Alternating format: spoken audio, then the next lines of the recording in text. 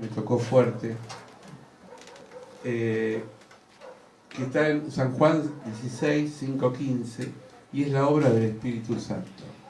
Nosotros, los cristianos, no podemos movernos solamente por sentimientos o por decisiones nuestras solamente, porque muchas veces podemos fracasar. Hoy me llegó una invitación a la mañana muy tentadora de unos pastores, pero le dije a mi esposa, hasta que no ore y reciba la bendición o la confirmación de Dios, no voy a responder. Porque estoy aprendiendo a que cuando Dios respalda algo, Dios bendice. Amén. Y esto es importante porque estamos viviendo en una época que a veces la necesidad nos lleva a hacer cosas que no están dentro de la voluntad de Dios. Por eso es importante estar guiados por el Espíritu Santo. Amén. Ahora vamos a ver esta palabra que dijo Jesús a sus discípulos, pero que también es para nosotros. En San Juan 16, versículo 5, acuérdense que lo que está en rojo en pantalla es palabra de Jesús. Dice, esto no los dije del principio porque yo estaba con vosotros. Pero ahora voy a aquel que me envió y ninguno de vosotros me pregunta ¿a dónde vas? Los discípulos y también discípulas, porque en realidad había discípulas también de Jesús, con Jesús, estaban caminando con Jesús, caminaron según la Biblia 3 años y medio algunos, pero muchos no entendían lo que Jesús iba a padecer y al mismo tiempo iba a resucitar después de la muerte. Por eso cuando Él dice ¿dónde voy?, produce un impacto en ellos porque muchos no entendían. Y es verdad, a veces nosotros no entendemos el plan de Dios. A veces no entendemos los momentos de Dios. Por eso es bueno siempre tener una vida de oración. Amén. Una vida de oración nos lleva muchas veces a no equivocarnos, porque la oración es como la luz que guía al barco en medio de la noche. Amén. Amén. La oración nos enseña, nos guía. Siempre decimos que es bueno cuando uno se levanta y sale a trabajar o a hacer sus tareas, no salga nunca sin orar, porque necesitamos la guía de Dios. No solamente la protección, sino la guía de Dios. Así que Jesús estaba en esa época en carne y hueso, Jesús de Nazaret. Pero Jesús ahora está, dice la palabra, está ahora con el Padre. ¿Amén? ¿Cuántos creen eso? Amén. Está sentado a la derecha de Dios Padre, dice el credo, ¿no? Así es. Pero envió al Espíritu Santo. El Espíritu Santo, que la palabra Espíritu Santo en griego es paráclito o paráclito, que quiere decir consolador. El Espíritu Santo consuela, el Espíritu Santo guía, el Espíritu Santo fortalece, el Espíritu Santo nos levanta. Amén. Amén. Versículos 6 y 7 dice, antes, porque os he dicho estas cosas, tristeza ha llenado vuestro corazón. Pero yo os digo la verdad, os conviene que yo me vaya, porque si no me fuera, el Consolador, acá está la palabra, el Consolador, no vendría a vosotros, mas si me fuere y lo enviare, Él estará con nosotros. Siempre toda pérdida trae como dolor en nuestra vida algo, ¿no? Cuando se muere un ser querido, cuando perdemos un trabajo, cuando perdemos una oportunidad. Es decir, siempre la pérdida produce dolor. ¿Sí? Jesús mismo, ¿se acuerdan que lloró ante la tumba de su amigo Lázaro? Es decir, Jesús, como ser humano, porque era un ser humano, aparte de ser Dios, era un ser humano, tenía todas las condiciones y la naturaleza del ser humano, que es la debilidad. Dice la Biblia, menos en el pecado, era igual a nosotros. No, Jesús no tuvo pecado, pero tuvo las mismas debilidades nuestras. Cuando su amigo murió, él lloró. aunque él sabía que el Padre le iba a dar una revelación especial, porque él oró al Padre y el Padre le dio el ok, la venia de resucitarlo, ¿no? Pero no pudo impedir llorar.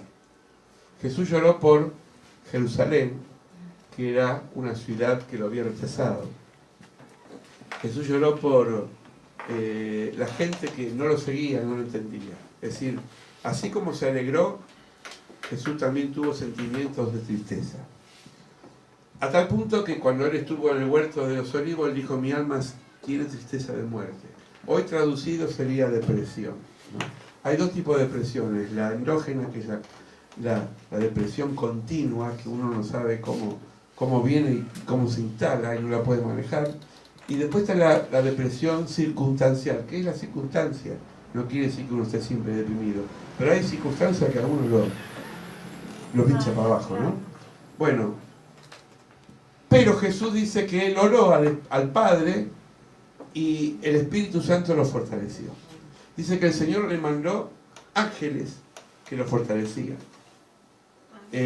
Fíjense el dolor que tenía Jesús, porque él sabía que lo iban a matar, y dice que sudó gotas de sangre.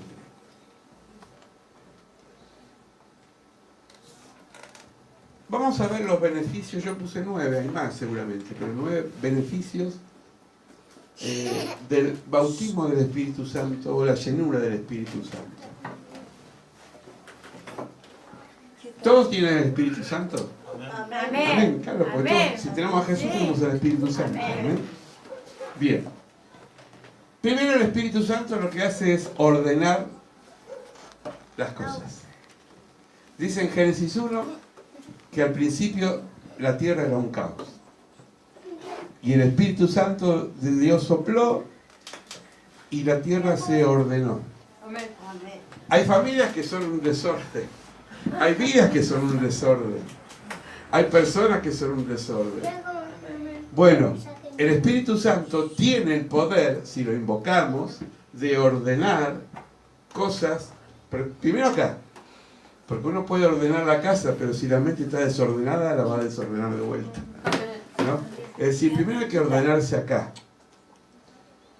Y el Espíritu Santo nos enseña, por ejemplo, a tener prioridades. ¿Qué son las prioridades? Aquellas cosas primeras que hay que hacer para tener una vida ordenada, ¿no? En la economía, en el trabajo, en el ocio, que también el ocio es bueno si lo usamos bien, que es el momento que uno descansa y hace otras cosas. En el descanso. La persona, por ejemplo, que trabaja mucho y no duerme, tiene una vida desordenada. Porque eso altera tarde o temprano el sistema nervioso. ¿Sí? Hay que dormir bien, hay que comer bien dentro de las posibilidades, hay que tratar de ordenarse la vida. A mí me gusta, y a veces lo hablamos mucho con mi esposa, me gusta poner pautas en momentos. Por ejemplo, hay momentos que yo le dedico a esto y no me salgo de esto. ¿Por qué? Porque si uno empieza los horarios, no lo administramos bien, después uno no sabe qué hacer. Entonces es bueno aprovechar los horarios para cada cosa, ¿no? Es decir, no ordenar los horarios también nos trae a veces un caos mental. Por eso hay ciertas convivencias. Yo tuve una porque estuve en un seminario donde tenía casi un régimen militar, donde tenía que levantarme una hora, desayunar a otra hora, estudiar en otra hora, hacer diferentes tareas. Y eso me quedó como en la mente y me ayudó a organizar la vida. Pero la persona que dice, bueno, yo por mi trabajo, como trabajo por mi cuenta, me voy a levantar cuando quiero, me voy a dormir cuando quiero, termina haciendo cualquier cosa. Porque la vida necesita una disciplina. Y la disciplina muchas veces nos enseña a ser organizados. Amén. Disciplina en todas las cosas. No estoy hablando de pulcritud y orden externo, que es importante. Estoy hablando empezando por el orden de acá. ¿Sí? Muchas veces las personas que, por ejemplo, caen en adicciones, tiene una vida desordenada, porque la mente se desordena. Porque la adicción lleva a estar en una especie de enajenación. Entonces, hay personas que no saben ni el día que es. Cuando se levanta tienen que ver el almanaque y ver el día que es. Y anotar, tener un papelito si no tiene almanaque, en un papel. Hoy tengo que hacer esto. Y tengo que cumplir esta meta. Y nunca dejar para otro momento, porque la vida pasa y cuando te quedas cuenta ya pasó. Por eso le decimos siempre a los jóvenes, estudien cuando tienen que estudiar, porque después estudiar de grande es difícil. ¿Se entiende? Amén. Segundo, el Espíritu Santo nos eleva a una vida de alabanza y adoración. Esto a muchos les gusta, a mí también. Es lindo, y no solamente cantar en la iglesia, es lindo tener una vida de adoración. Es decir, una vida donde uno agradece en cada momento los beneficios de Dios. Amén. Pero no solamente los beneficios económicos o materiales, sino los beneficios espirituales. Amén. Yo ayer tenía que ir hasta Floresta, me fui en moto, pues tenía que llegar rápido, aunque soy muy lento para andar en moto. No me gusta correr. Pero agradecí a Dios que llegué a ese destino y volví a casa, porque la calle es un peligro. Y más un vehículo tan frágil donde otro vehículo más grande lo toca y el que pierde soy yo. Yo agradecí a Dios. Y agradecí a Dios porque, qué sé yo, a pesar de que tengo unos achaques, estoy vivo. Y hay que agradecer, y eso es adorar. A eso le puede poner melodía, decir gracias Señor, ¿no? Dice que Marco Witt la mayoría de las melodías las creó en la ducha. Esta, renuévame, Señor, dice que se estaba duchando y empezó a cantar esa canción y después le puso música, ¿no? Es decir, así empiezan las cosas, en lo pequeño. Tercero, el Espíritu Santo nos consuela. Por eso se llama consolador. Esto es importante porque cuando vivimos angustias tenemos que invocar al Espíritu Santo. Y decirle, Señor, consola mi corazón.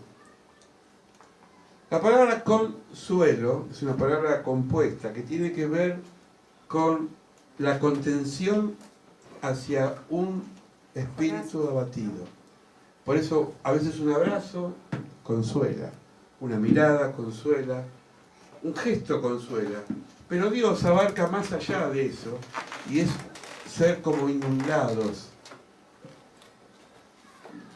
La vida me llevó a vivir diferentes velorios por mi vocación de pastor. Y me di cuenta de la diferencia entre un velorio de gente cristiana y un velorio de gente que no cree. Ayer estaba escuchando, se cumplieron creo que 13 años de la muerte, no me acuerdo bien la fecha, por ahí digo otra cosa. Hay un escritor uruguayo muy famoso a nivel mundial que se llamaba Mario Benedetti. Escribió muy lindas poesías. Una de las poesías más conocidas, Puedes contar conmigo. Y siempre me gustó este autor. Y empecé a investigar su vida. ¿Y saben qué dijo Mario Benedetti, un autor galardonado a nivel mundial? La vida es un paréntesis entre dos nadas. Escuchen lo que estoy diciendo. La vida es un paréntesis entre dos nadas. ¿Saben lo que le dice esto a ustedes? Que esta persona no creía en la vida más allá de la vida. Hoy se llama existencialistas, personas que no creen más allá de la vida. Yo digo, qué feo eso, ¿no? Pensar que todo se acaba acá, que nos morimos y ya está, que no hay trascendencia. Y hay mucha gente muy sabia, muy culta, muy preparada, pero sin embargo vive en un vacío por dentro, que no lo puede llenar nada si no es Dios. Amén. Por eso muchas veces en países del primer mundo hay más índice de suicidio que en los países del tercer mundo. Porque hay gente que tiene dinero, tiene bienestar, pero están vacíos. Es feo eso, ¿no? Y por ahí alguien se arregla con pan duro, pan de ayer, con pan cocido y es feliz. Y lo pone dentro del mate cocido y ya se Ya está. Amén. Cuarto, reemplaza la inducción por la convicción. Esto es importante. No podemos inducir a nadie a creer, porque el Espíritu Santo no induce, sino que convence. No forcemos a nadie a creer, porque no va a creer por nuestra ilusión. ¿Vieron que hay algunos que predican o hablan de Dios y te lo quieren meter hasta por la oreja? No funciona así. Uno tiene que hablar la palabra, pero la obra la hace el Espíritu Santo. Uno tiene que hablar del Señor, pero la obra la hace el Espíritu Santo. Lo que tenemos que hacer es orar cuando hablamos a alguien la palabra. Pero eso ya no es nuestra responsabilidad, sino del Espíritu Santo y de la persona que reciba esa palabra. Entonces, el Espíritu Santo convence de pecado. Convence de pecado.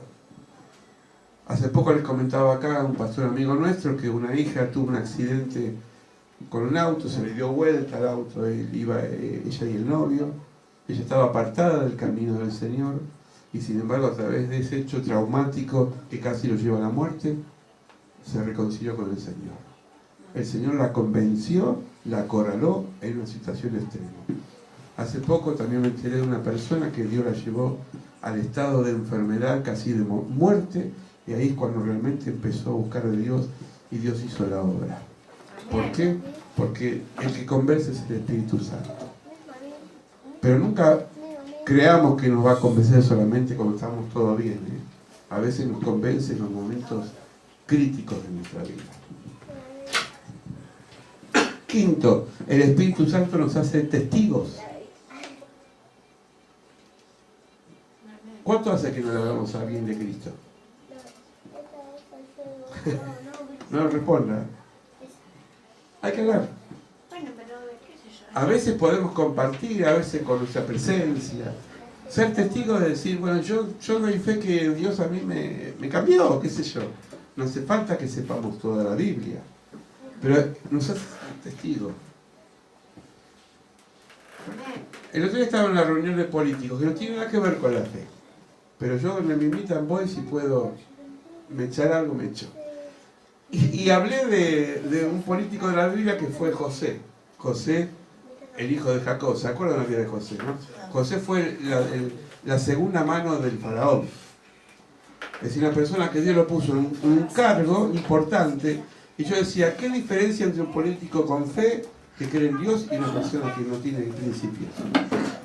Y me colé a alguien y dice, ya tuviste que salir para la Biblia. Y digo, pero me vino con eso. Porque tenemos que orar por nuestras personas que nos gobiernan, que tengan una experiencia, que sepan que la visión pasa por ser como transversados por esa visión de Dios. Dios atraviesa todos los estados. La fe, la ciencia, la política, la docencia. Amén. Sexto, coloca a Jesús como el Señor. Jesús es el Señor. El Espíritu Santo no nos habla de ningún pastor, no nos habla de ninguna cantante, nos habla de Jesús. Nos habla de Jesús. Toda adoración que hace el Espíritu Santo, perdón, todo cambio que hace el Espíritu en nuestro corazón nos lleva muchas veces a proclamar que Jesús es el Señor. Amén. Preguntaba el otro día a alguien y me gustó la respuesta. ¿Vos sos evangélico católico? Y dijo, no, yo soy seguidor de Jesús. Amén. Porque los títulos muchas veces limitan. Uno sigue al Señor. Poneme en la iglesia que quiera, pero uno sigue al Señor.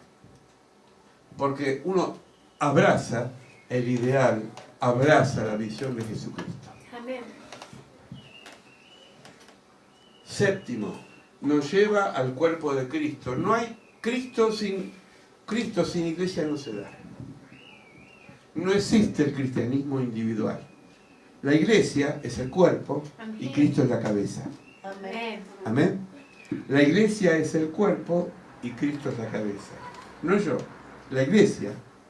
Yo soy parte de la iglesia, Cristo es la cabeza. Amén. ¿Amén? Amén. Entonces, no existe cristiano sin iglesia y no existe iglesia sin Cristo. Si no sería una asamblea secular, pero no una iglesia. Porque acá, ¿quién nos une a nosotros? El Señor. Amén. Por ejemplo, en un club deportivo, voy a hablar de un club argentino, puede ser Boca, River, Racing, hay uno de Racing acá, así que uno lo puede reunir, ¿qué cosa? El club, ¿no? Si hay un grupo de fans de un cantante, se reunirán. Es decir, esos son el común denominador. Una fábrica, un trabajo, ¿qué nos une? La necesidad de trabajar. Las amistades, ¿qué nos unen? La afinidad natural que sale entre dos amigos. Amén. ¿No? Sí, o de cada uno. Pero Jesús es algo diferente porque congrega más allá de una posición personal, es la unidad en el Espíritu Santo. Amén. Entonces, séptimo, nos lleva a vivir el cuerpo de Cristo. Dice la carta a los hebreos, no dejen de congregarse, porque es bueno para uno. 8. El Espíritu Santo nos transforma a la imagen de Jesús. La imagen de Jesús es ser como Jesús. Ser como Jesús. A veces, ¿cómo somos como Jesús? ¿Cómo somos como Jesús? Y hay que saber bueno, perdonar. Claro, comprender, perdonar. apoyar que Es allí decir, es lo primero. el manual, Claro, el eso es manual, lo que abre. el manual que nos enseña de Jesús es el Evangelio. Si el Evangelio dice que hay que bendecir a los que nos maldicen, Amén. hay que bendecir. Amén. Amén. Si el Evangelio nos dice que tenemos que orar por los que persiguen, hay que orar. Amén. Si el Evangelio nos dice que tenemos que compartir, tenemos que compartir. Es decir, ser como Jesús es vivir como Jesús vivió en la tierra. Fue misericordioso, fue una persona que no tuvo prejuicios, que no jugó por la apariencia, sino que estuvo con las personas necesitadas. Amén. Amén. Y por último, 9, el Espíritu Santo sana nuestra sensibilidad. Acá entro en un terreno muy sutil. Sana nuestra sensibilidad. Una persona hipersensible es una persona que por cualquier cosa se pone mal, ¿no? Por ahí está uno la mira y ya piensa que, ¿no? Todos somos hipersensibles, ¿no? ¿Por qué me miro mal? ¿Por qué hablo mal de mí? ¿No? Somos hipersensibles. El Espíritu Santo saca callos en nuestra alma. ¿Qué es un callo? Cuando uno agarra una pala, voy a poner un ejemplo que se entienda. Lo primero que hace por la falta de experiencia es salir una ampolla. Porque la ampolla hace que la presión del mango, la muñeca, la transpiración, empiece a deformarse el tejido y se vaya formando agua. Pero después de que salga mal esa ampolla y que nos la reventemos y que nos duela, llega un momento que vamos a tener callos. ¿No? Yo tengo callos en los dedos de tanto tocar la guitarra, ¿no? Se van endureciendo los tejidos. ¿Sí? ¿Qué es el callo del alma? Es la persona que está fortalecida en Dios y que más allá de cualquier susceptibilidad no le afecta. ¿Se entiende? Entonces, el Espíritu Santo te saca callos, te fortalece, para que en una palabra te resbale los daños que te puedan decir los demás. Porque vos tenés que decir, como Pablo, todo lo puedo en Cristo que me fortalece. ¿Lo decimos juntos? Todo lo puedo en Cristo que me fortalece. Ese es el callo, ese es el escudo, esa es la defensa que tenemos que adquirir para que las cosas no nos afecten. Amén. Amén. Por eso Pablo hace una lista entre los niños espirituales y los adultos espirituales. Y acá no habla de niños como ellos. Hay gente de 80 años que son niños, porque todavía no han crecido y hay chicos de 20 años que ya crecieron espiritualmente. ¿Y qué hace que en nuestra vida uno pueda crecer? Y muchas veces cuando nos agarramos de la palabra de Dios. Y contra viento y marea, nuestro ser nos tocado. Por eso yo siempre digo que el dolor madura. Amén. El dolor madura. Sigamos. Versículo 8. Cuando Él venga, si el Espíritu Santo, convencerá al mundo de pecado, de justicia y de juicio. Cuando venga el Espíritu Santo, que ya vino, convencerá al mundo, no habla de creyente, entiendan, al mundo de pecado, de justicia y de juicio. Pecado, ¿qué quiere decir pecado? La persona que está errada en el camino, que no está haciendo la voluntad de Dios. Eso es pecado. Si yo, por ejemplo, no hago nada malo, indebido, pero no estoy dentro del plan de Dios, también estoy pecando. Amén. ¿Se entiende? Justicia viene con la verdad y la equidad. Una cosa es igualdad y otra cosa es equidad. Por ejemplo, ya que voy a hablar de lo que nosotros hacemos. Cuando nosotros recibimos mercadería, igualdad sería a darle a todos por igual el mismo producto. Pero la equidad es diferente, es dar a cada uno conforme a su necesidad. ¿Se entiende? Es muy diferente. No es repartir parejos, sino dar según las condiciones. Y esto está en la parábola de los talentos. Jesús dijo que a algunos le dio 5 talentos, a otros le dio 3 talentos y a otros le dio 1 talento, conforme a su capacidad. Entonces, nosotros tenemos que practicar no la igualdad, sino la equidad, que es conforme a la necesidad del otro. Amén. ¿Se entiende? Juicio. Esto hay que verlo en el tiempo presente y en el tiempo futuro. ¿Por qué el tiempo presente? Porque el tiempo presente somos juzgados por Dios muchas veces por situaciones que nos tocan vivir. A veces el juicio de Dios o lo que nosotros recibimos de parte de Dios tiene que ver por consecuencia de nuestros actos. Porque nuestros actos producen en nosotros un boomerang. Lo que uno siembra, uno cosecha. ¿No? Y futuro, porque si acá no te salvás, o acá te salvás, allá no te vas a salvar. Si Dios nos va a pedir cuenta a todos. Mateo 25 dice, cuando venga el Hijo del Hombre, va a separar a las cabras y a las ovejas. Y entonces le dirán a la gente, tuve hambre, me diste de comer, tuve de paso. Y alguien dirá, Señor, ¿cuándo te di de comer? Si yo nunca te vi. Cada cosa que le hacemos a alguien, me lo haces a mí. Ese es el juicio venidero. Amén. 3 cositas.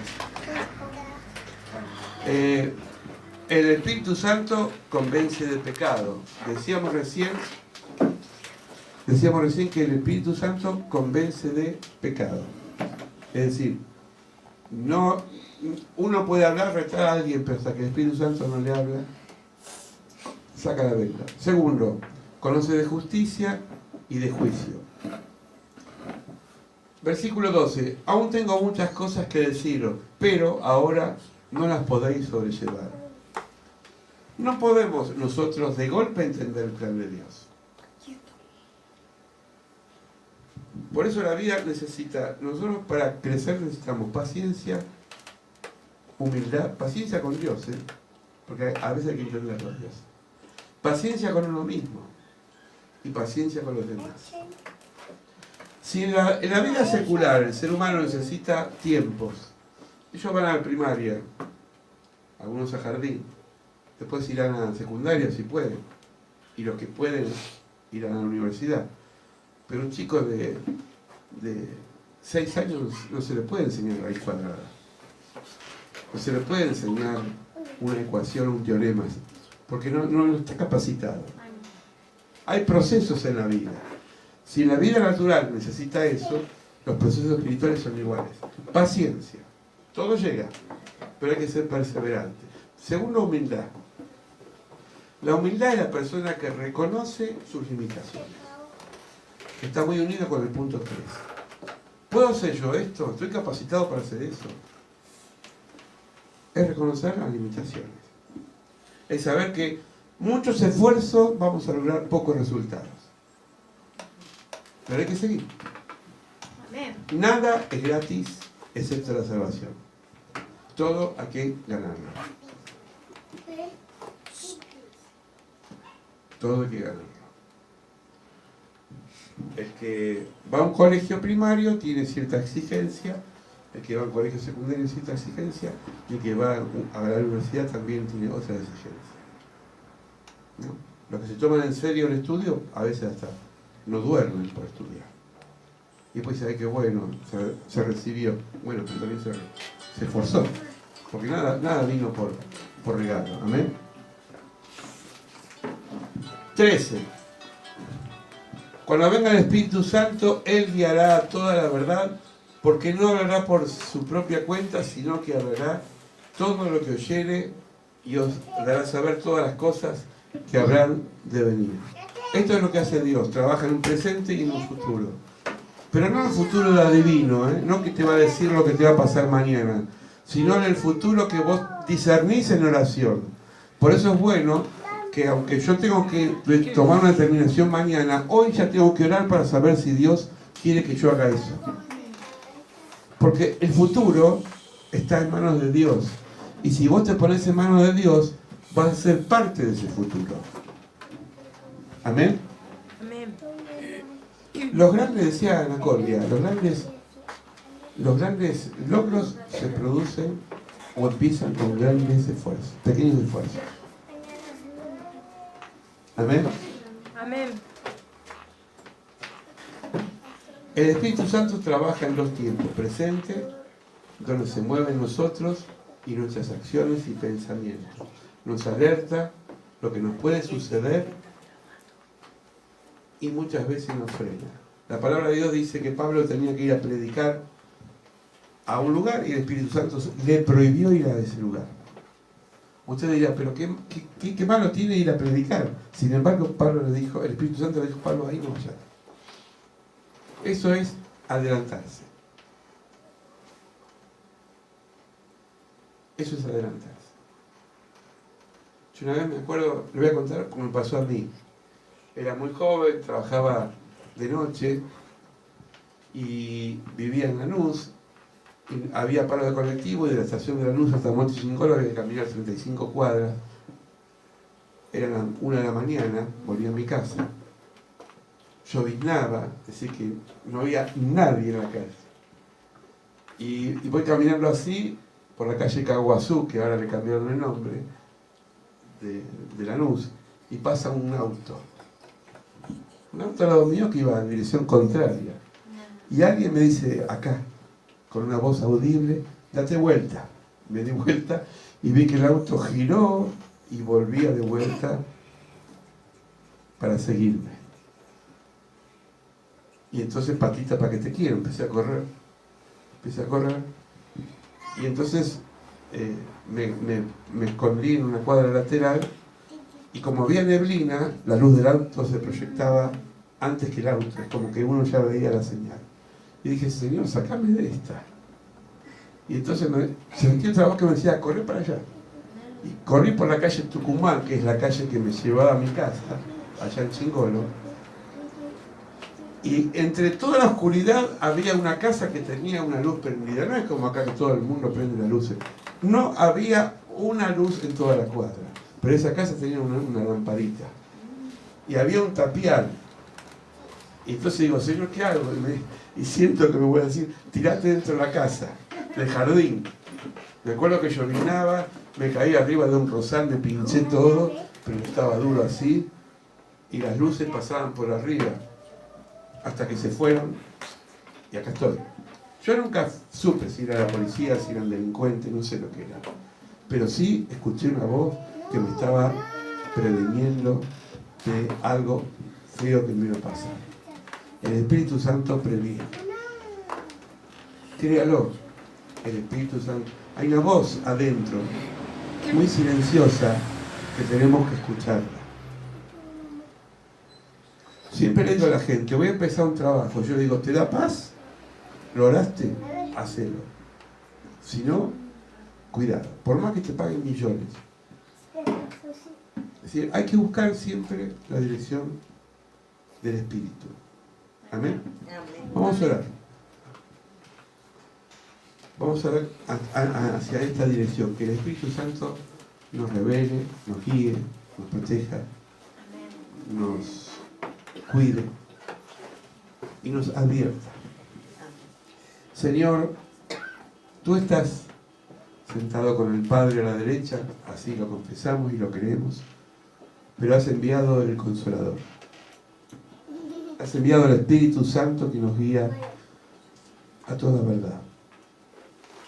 No es un espíritu de muerte, no es un espíritu de cobardía, no es un espíritu de traición, es el Espíritu Santo con mayúscula, la tercera persona de la Trinidad que está en nuestro corazón y que nos guía, que nos hace confesar que Jesús es el Señor, que nos hace testigos, que ordena nuestras vidas, que disipa todo miedo, que nos da claridad cuando caminamos. Señor, es el Espíritu Santo que anhelamos practicar todos los días. Por eso, Señor, que cultivemos esta comunión continua con el Espíritu Santo.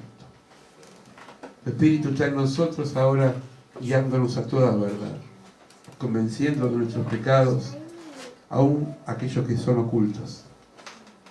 Guíanos, Señor, hoy y siempre, hasta que tú nos lleves a tu presencia. Guíanos y protégenos del mal, guíanos y protégenos de la tentación, guíanos y protégenos de ser engañados por espíritus engañadores que hoy están pululando, Señor, por otros lugares. Guíanos, Señor, de las mentiras, guíanos, Señor, de las personas que quieran atentar con tu espíritu. Señor, gracias por esto que está en el Evangelio. El Espíritu Santo es el hacedor de nuestras vidas. Te bendecimos, te honramos y oramos a ti para que sea hecha esta tu voluntad. Amén y amén. Y amén.